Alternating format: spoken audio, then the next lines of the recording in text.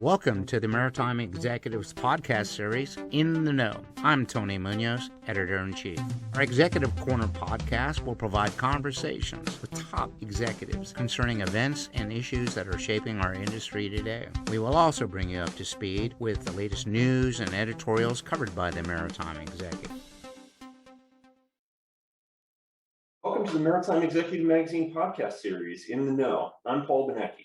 I'm joined today by Evan Gooch and Smarty John of ABS, and they're going to walk us through some of ABS's latest solutions for digitalization and managing shipping. Evan, welcome to the show. Why don't you go ahead and introduce yourself and tell us a little bit about your time at ABS? Hey, Paul, thanks for having me. I really appreciate you having me on. My name is Evan Gooch. I'm the president of Nautical Systems at ABS. I've come from a pretty diverse background. I've spent a lot of time in many different industries, from medical to aviation, industrial manufacturing, creating technology in all these different industries. And I spent a lot of time building yachts, and now I'm working at Nautical Systems doing the fleet management system for Nautical Systems. It's a great next step in my career, and it's something that I'm really passionate about, with the decarbonization efforts going on, safety aboard the vessels and of the crew, and just making sure things are taken care of. I really enjoy being at Nautical Systems, and I'm glad to be on board. So thanks for having me out today. Thanks again, Paul, for having me here at Maritime Executive. I'm Smarty Mathew, the Vice President of Digital Solutions here at ABS. So I lead our software as a service business and manage one of our products called My Digital Fleet, which is essentially helping the industry in its digitalization and decarbonization journey. Great. Well, yeah, thanks for joining us. So to start off, can you tell us a little bit about ABS Nautical Systems and how it can help owners and operators? Yeah, so Nautical Systems has been around for just a little over 30 years now. It's been a part of ABS for about 25 years. When the program first started out, it was small, built for DOS, and kind of just a very simple program. And over the last 3 decades, has really evolved into this industry-leading fleet management system that helps you manage your crew, your maintenance of all your equipment, purchasing, spare parts, dry dock management, kind of anything you can think of to help run the day-to-day operation of the ship. Nautical Systems helps organize and make that more efficient. So we're really excited about all the new products coming out, how we can use what we have to, if you take crewing, for example, we've got a lot of interest in crewing recently. We're seeing companies save time and save resources by ensuring that their mariners are fit for duty before they report. We've recently released a new crew self-help portal where the crew can actually go in, log in through their tablet or their iPhone, see what their next paycheck's going to be, when their next doctor's appointment is, if they have any upcoming tests or certifications they need to pass. So it really helps streamline the whole process.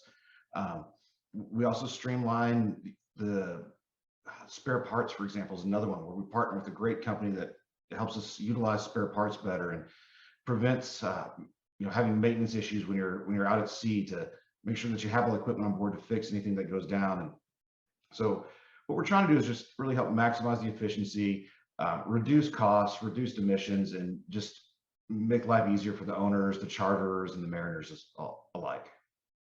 Great. Well, can you give us a couple real-life examples of how Nautical Systems has helped ship owners? Yeah, exactly. So we talked a little bit about spare parts, and that's one that's near and dear to my heart, because if a ship goes down and you don't have the parts to fix it, it's kind of a big deal, and it causes a lot of issues. And we recently went through and had a customer that had some issues with spare parts and making sure that they got to the vessel, and making sure that they got from the place that they ordered through the freight forwarders and all the way to the vessel. So we actually went in and did some audits of all their receipts, all their deliverables, figured out where the purchase orders were, and helped them find several $1 million in lost parts. And so through this operation, we really helped them streamline their operation and figure out where things were failing, where the process was falling apart, how to improve upon it, and really how to take this, make this profit back in their pocket, where they weren't wasting millions of dollars every year on parts that just didn't make it to the ship. So that was a really great example that happened recently of, in just a few weeks, being able to help out this customer to make a dramatic impact. So, we talked I also talked a little bit about the crewing, and this is just, some of the things that are kind of front of my mind at this moment. We're dealing with some companies that are having a lot of issues with the crew, and they're showing up for duty and then finding out that they're not fit for duty and having to get sent home. And so there's a lot of waste in travel cost and in the human cost. And so we've really allowed them to streamline that operation, make sure that when somebody shows up, they're ready to go, that they've got everything they need. If they need any special credentials, whatever it happens to be, making sure that everybody's ready. And so through that, we've saved countless hours in different companies, just ensuring that all the requirements are taken care of. Everybody knows what's required of them, and everybody's up to speed, and just streamline that operation as well. So those are two that I can think of off the top of my head. I mean, I think that if you talk to, we've got about 185 customers, all with their own unique stories, spanning over, essence, on about 4,000 vessels. And over 30 years, you get a lot of unique stories of how people have used the system in unique and different ways. We tailor it to everybody's individual unique business practices. And so through that, it's easier to find flaws, find inefficiencies, and really help determine where you can enhance your business. Yeah, it sounds like that can produce tremendous savings in a short order. And so you've also added a new tool for e-logs, right? And that sounds like a really great way to save crew members time. If you're on the bridge or in the engine room, you have a lot going on all the time. And so how is electronic logging helping crews and helping operators? So our electronic logbooks are one of our newest products that we just launched, and it's one that I'm really excited about. This is a great way that you can have to replace the paper logbooks. You can have a cell phone or a tablet or a laptop out, and you can do your logging there. And what we've designed it to do is to help reduce errors. So instead of having to go in and look up a code and fill in what that code means, and make sure you got all the right things filled out, our system guides you through how to fill out a log. And through a series of simple questions, it actually generates a proper log at the end of it. This reduces redundancy, reduces having to fill in the same information multiple times. It allows, in certain instances, collection of sensor data and live data to reduce the human input. It does error checking to check for any failures. And it also gets the data back to the head office, back into the hands of the people making decisions a lot faster.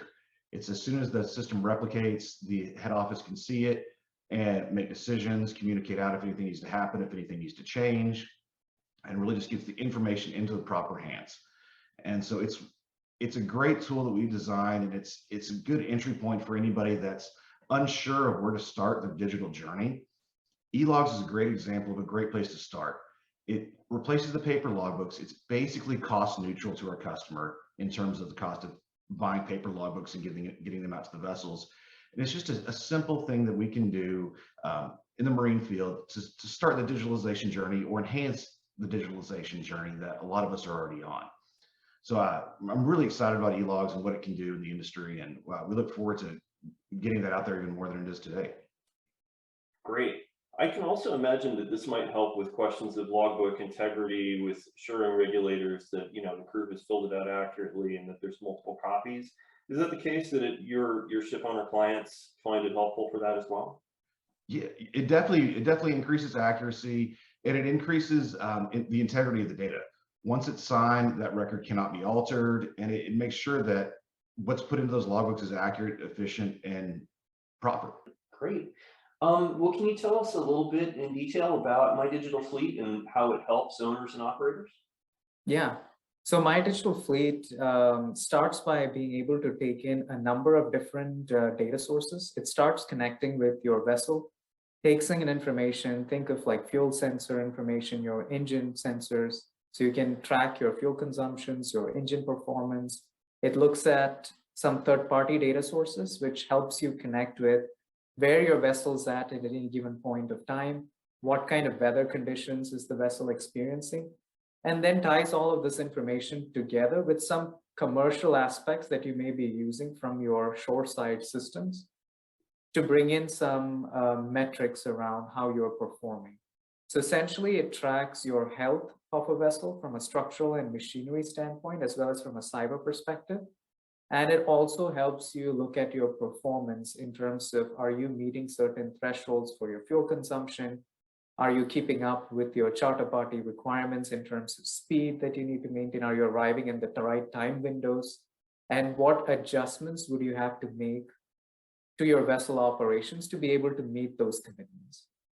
And then that insights is what really helps you make your day-to-day operations much more data-driven and efficient. And how does it interface with ABS Nautical Systems for ship owners that may use that platform as well?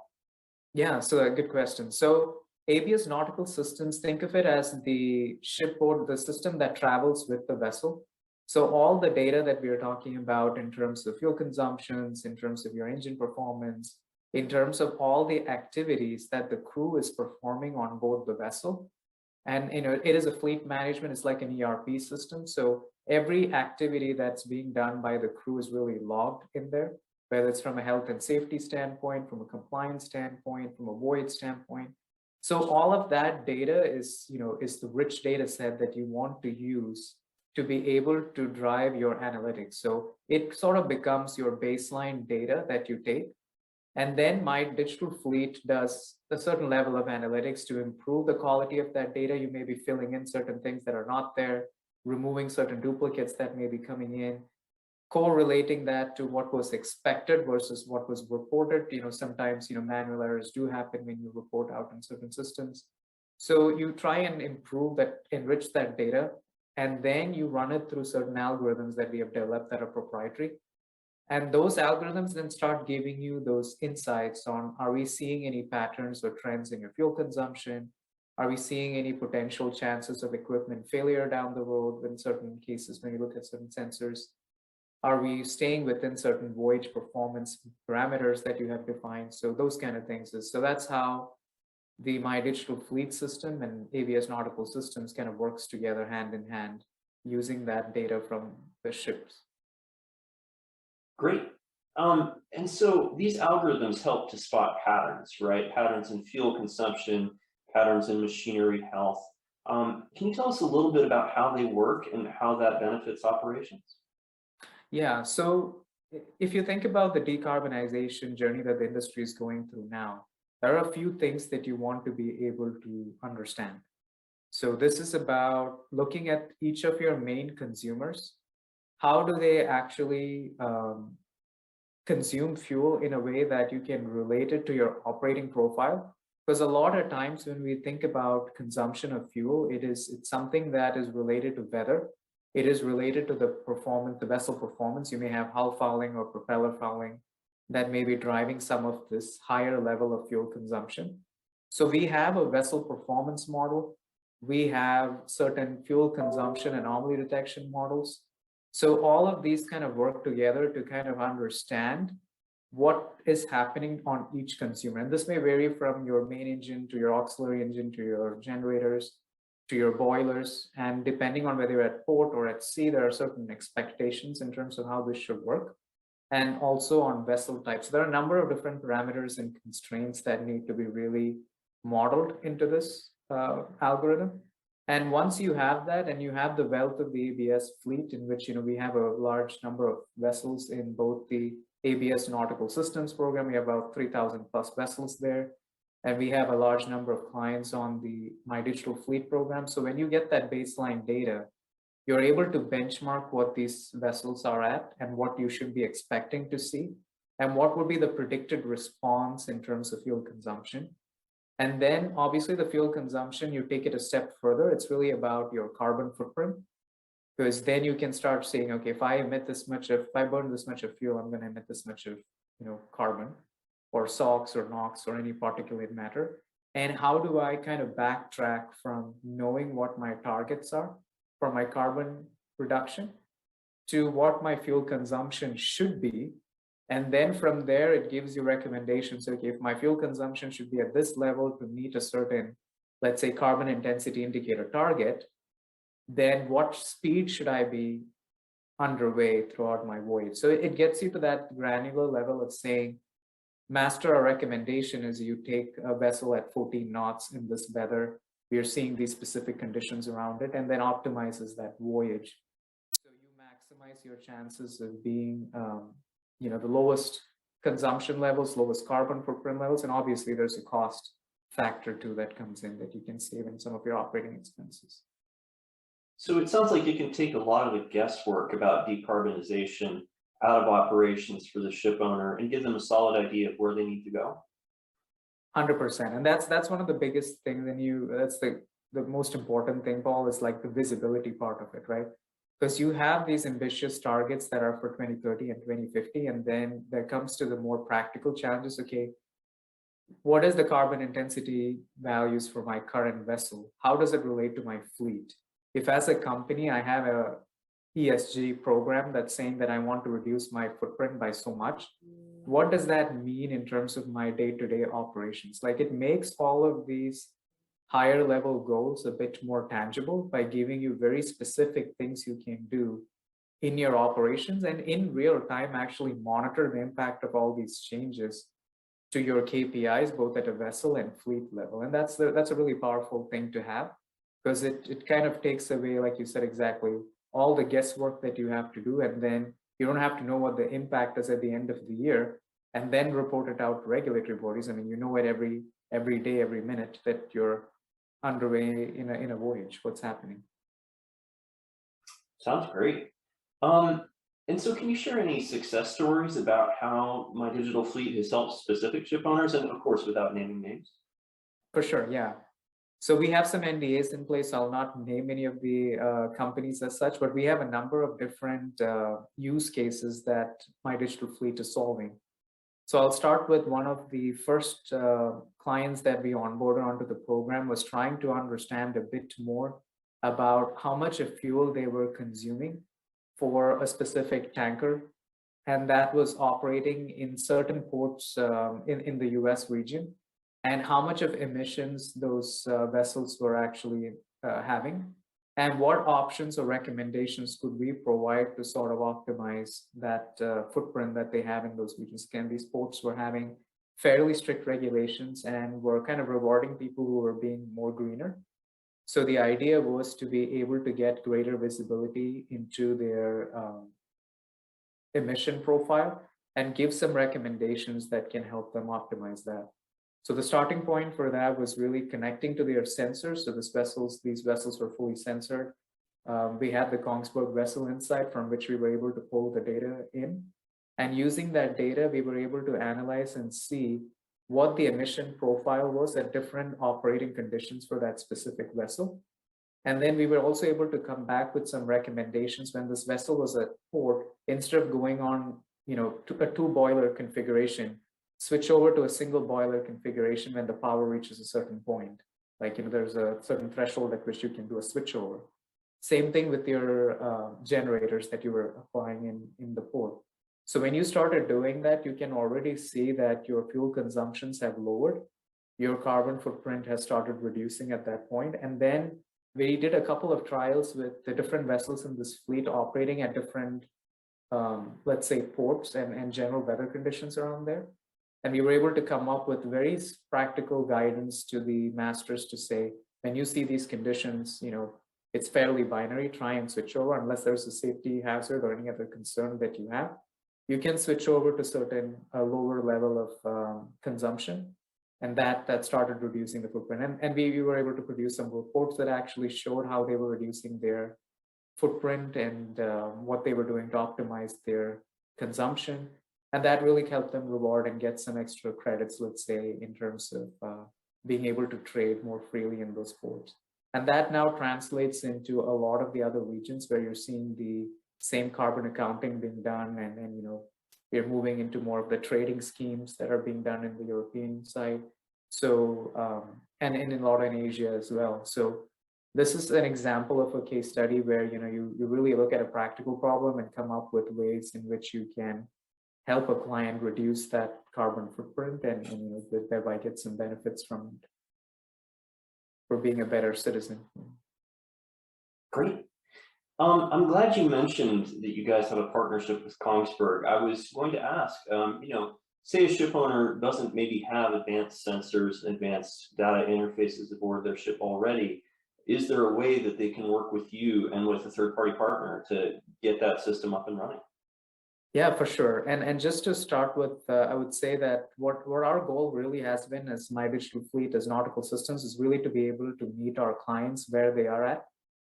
It is very well understood in the industry that we're still in the, in a transformation stage across the industry. So there is no expectation that every vessel or every fleet or every client that we work with has everything censored and have all the information that we need available. And it's not actually necessary for the analytics to work. So we start very basic for a lot of clients who have standard known reports. We have our algorithms that can help enrich that data set, look for inconsistencies, improve the quality, and run the same level of analytics. Now, the fidelity of the insights may be at different levels, but is it good for making decisions in real time? Is it going to help you make your operations more efficient? 100% yes. But yes, in the instance where you have a Kongsberg propulsion control system, an AMS, an automation system on board, or a thruster system, or any system that's already related to Kongsberg, Kongsberg can very quickly update the vessel with what they call as the Vessel Insight platform, which is essentially an edge computer and a virtual network, which starts collecting all the information from your VDRs, your sensors across the vessel, and sends all that information to the cloud. We have an integration with Vessel Insight, so we can pull that information in fairly batch or streaming. We can do our analytics and send back the insights back to the vessel. So yeah, that process has been piloted now with a number of different customers. So working with both Kongsberg and us together, and we've seen some really good value proposition there. So that's a fairly easy, seamless connection between the two systems, and a real value driver. And if ship owners want to do this gradually over time and build their digitalization journey, it sounds like that's something ABS can help with, right? Starting with relatively small steps and then incrementally investing more over time as they see value in it. Yeah, and that's honestly the recommended way of doing it as well, because there is no one size fits all solution when it comes to digitalization for the industry. It really depends on the client, the market segment in which they are operating, their vessels, trading patterns, the types of vessels that they operate. So there's a lot of parameters that go into deciding when and how quickly you would go about doing your digitalization and what value you can get from it. So in most cases, it starts with really just having a session with really understanding what are the outcomes that the clients are trying to get to, whether it's a carbon footprint reduction, by how much percentage are you trying to aim for, if it's a fuel consumption, lower in the cost, if it's an improvement in your safety track record that you're trying to get to, or just being able to predict better or proactive maintenance from a condition-based to reliability-centered maintenance standpoint. So once we have those tangible metrics put in place, the next step really is to apply. The platform is really built to be scaled to the different variations in which the industry is going to approach it. So we really make sure that we bring the client on board the modules, and that's why we designed the platform in modules, because you have the fuel monitoring piece of it, you have the vessel performance piece of it, you have the voyage planning and tracking piece of it, you have the asset health monitoring piece of it from structures and machinery. So you can pick and choose what outcomes you're really trying to accomplish as the first step in your journey. And then you can actually make the solution tailored to it. That's where we recalibrate the models, refine it to match your vessel's operation and your trading pattern, so that it gives you more specific insights that would be more relevant for you. Because the biggest challenge is if you go in with a very generic solution that may not necessarily, and we have seen this in the industry where companies have come up with very solutions that are fairly generic, and when you apply it, it doesn't really give you the returns that you were anticipating. And then it kind of goes against the whole, you lose the goodwill in digitalization, and then you have to again rebuild credibility in the in the not just collectively for that one company, but for the entire group of folks who are in that space. So we want to really approach it from a standpoint of take one problem, let's try solving that. Let's accomplish those in a pilot of 4 or 5 vessels. If you see the outcomes, and which we have been seeing quite consistently with across all our clients, then let's move ahead and start bringing in more vessels into the program, and let's see how that evolves from there. So that's how we would have approached it, and that's been a really good successful model for us. It makes it very bite-sized. The commitments from the clients are fairly reasonable to approach, even to your executives, to get the approvals and show them tangible results, so that they really are also on board before you start moving into a large-scale deployment. It sounds like, just a summation, it sounds like this is a very value-centric approach to rollout, that it's not just technology for technology's sake, but it's very focused on specific deliverables one at a time. Yeah, as a product company, that's the only way to go. So our focus is really on what are the values that you're trying to accomplish, and how do we go through a process of making sure that you're, it's a customer success engagement. So we want to make sure we are focusing on the outcomes and getting there with the platform, which has been built to be able to solve these problems at different varying levels of scale. Great. Well, do you have any closing thoughts? No, the only comments I would say is that, again, kind of reiterating that both digitalization, decarbonization is a journey. Take it in bite-sized steps, and we're really here to support you and make sure that you are successful. And there's no right or wrong way to start about this. Come talk to us. We'll be happy to meet you where you are at, and then guide you step by step through the process. Okay. Well, thank you very much for your time and for joining us today. Yeah, thank you, Paul. Thanks for having me out. It was great talking to you today. Okay, have a good one. You as well. Thank you for listening to In the Know, the Maritime Executive Podcast. We hope you'll join us again for our next exciting industry discussion. In the meantime, you can visit us at maritime-executive.com for top news on critical maritime issues.